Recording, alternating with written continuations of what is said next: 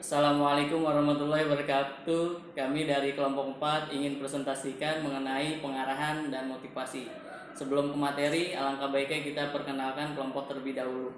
Ada Ahmad Aprianto, saya sendiri Ayatullah, ada Muhammad Ari Raffi, ada Panji Nugroho, dan ada Nurela.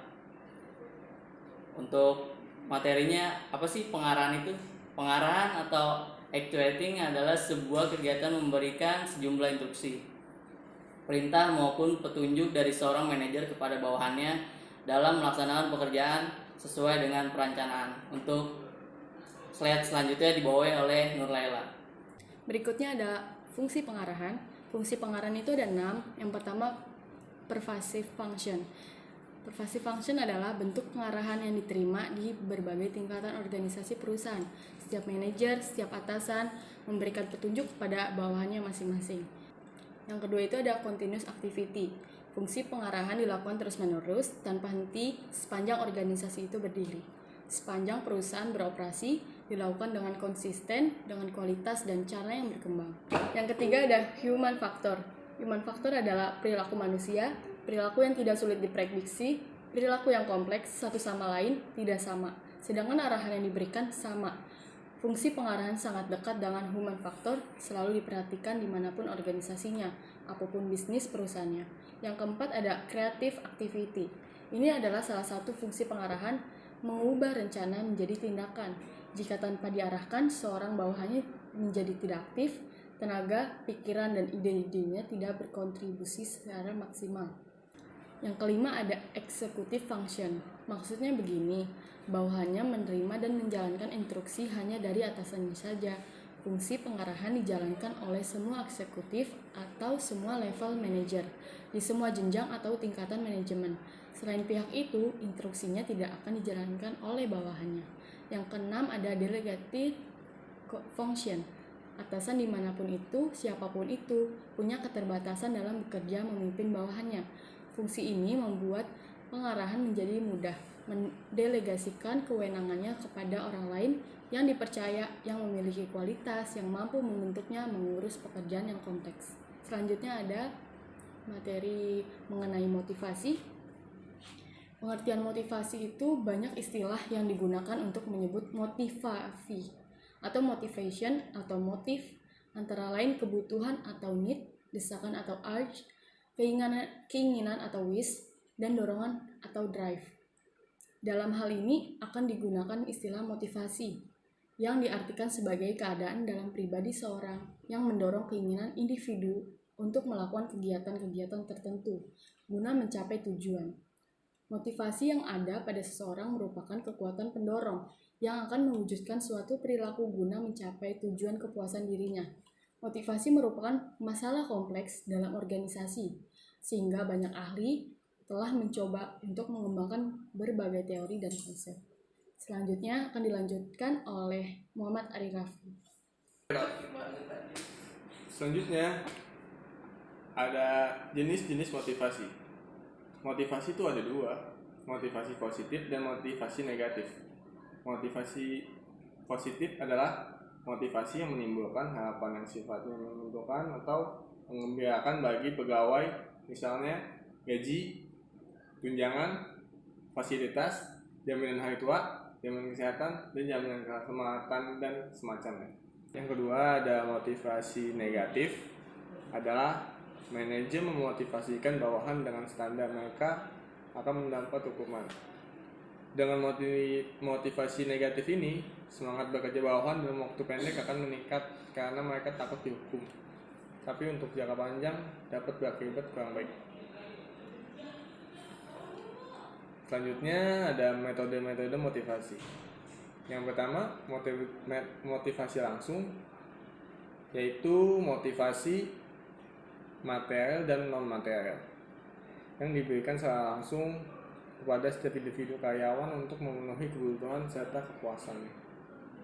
Jadi sifatnya khusus seperti pujian, penghargaan, tunjangan hari raya, bonus, dan bintang jasa. Motivasi tidak langsung adalah motivasi yang diberikan hanya merupakan fasilitas-fasilitas yang mendukung serta menunjang gaya kerja atau kelancaran tugas sehingga para karyawan betah dan bersemangat melakukan pekerjaannya, misalnya ruangan kerja nyaman, suasana pekerjaan yang serasi dan sejenisnya. Selanjutnya dibacakan oleh Panji Nugroho. Teori-teori motivasi.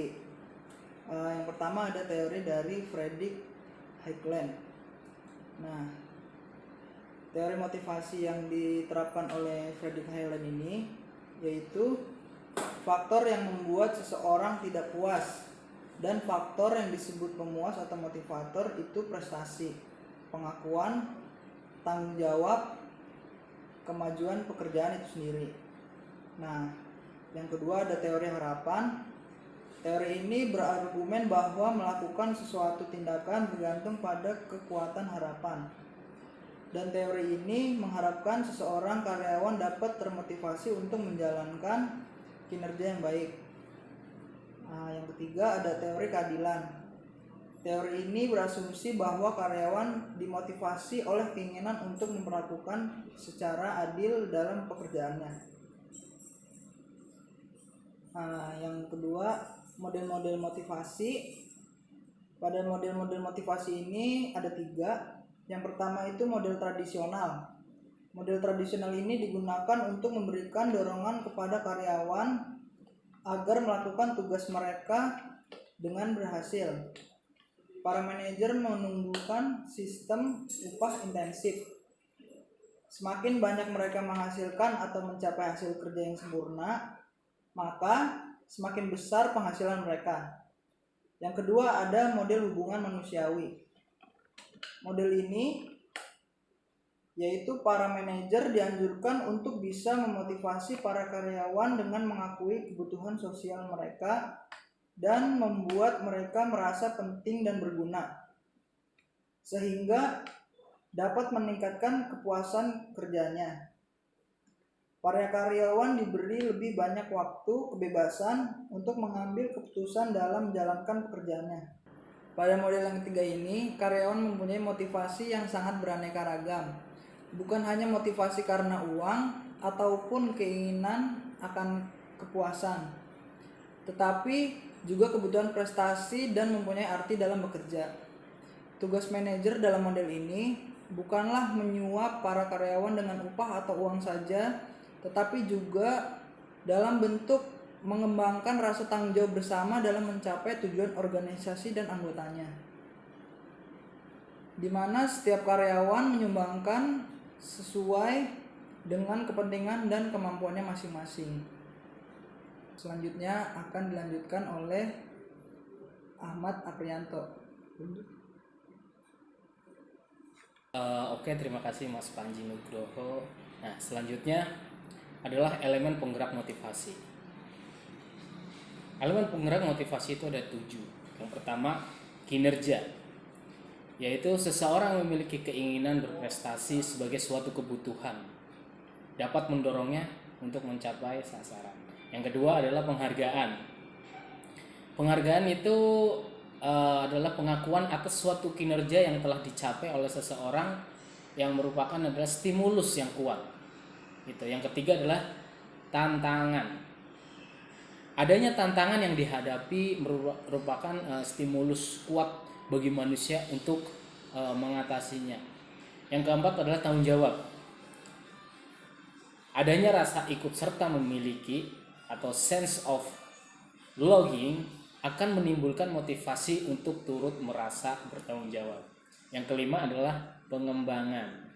Pengembangan kemampuan seseorang baik dari pengalaman kerja atau kesempatan untuk maju dapat menjadi stimulus yang kuat bagi karyawan untuk bekerja lebih giat atau lebih bergairah. Yang keenam ada keterlibatan.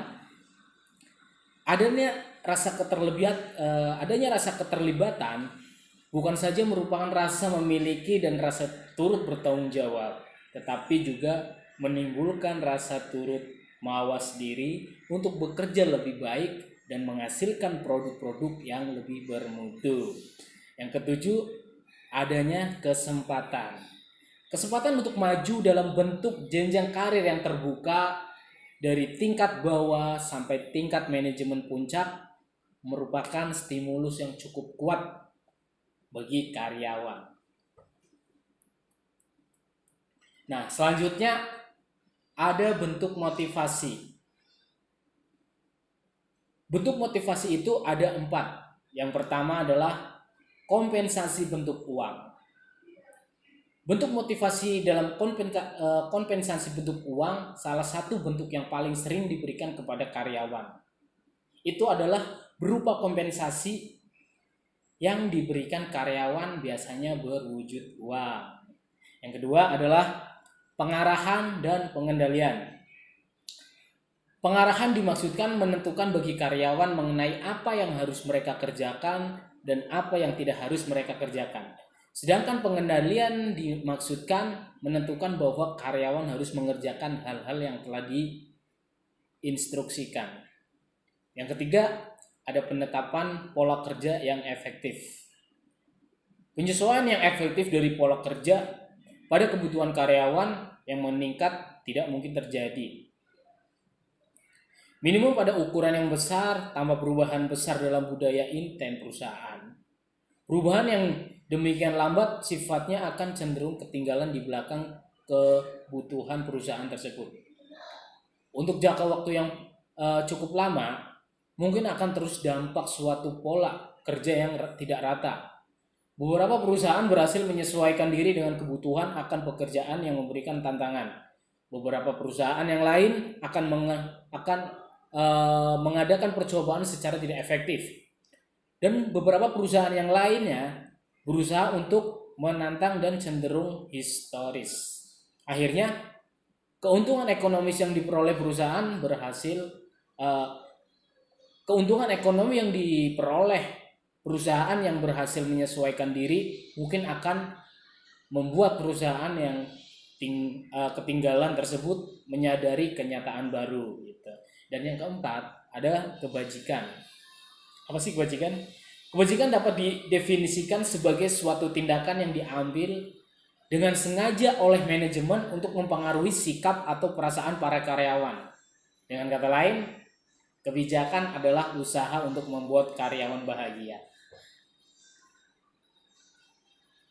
Nah, sekian dari presentasi kami. Saya Ahmad Aprianto mewakili teman-teman mengucapkan terima kasih, dan jika ada salah-salah kata mohon maaf. Jika ada yang ingin ditanyakan boleh silakan di dalam forum diskusi. Oke, terima kasih. Sekian dari saya. Wassalamualaikum warahmatullahi wabarakatuh. Terima kasih.